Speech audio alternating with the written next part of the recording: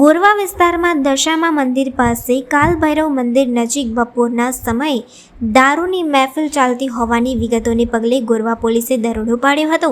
આ વખતે ટેબલ અને ખુરશી ગોઠવીને કેટલાક લોકો દારૂની મહેફિલ માણી રહ્યા હતા, જેથી પોલીસે 6 જણની ધરપકડ કરી બિયર અને દારૂની 2 ભરેલી બોટલો અને 3 ખાલી બોટલો કબજે કરી હતી। જો કે આ કેસમાં મોબાઈલ મળી આવ્યા હોય તેમ દર્શાવવામાં આવ્યું નથી। દારૂનો જથ્થો નગઠના રામપુરા ગામના સુનિલ નાયરે સપ્લાય કર્યો હોવાની વિગતો મળતા તેને વોન્ટેડ જાહેર કર્યો છે।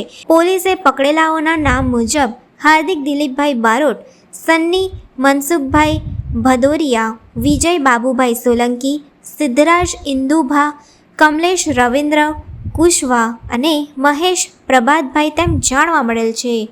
સૌ વિરુદ્ધ કાયદેસરની કાર્યવાહી હાથ ધરવામાં આવી।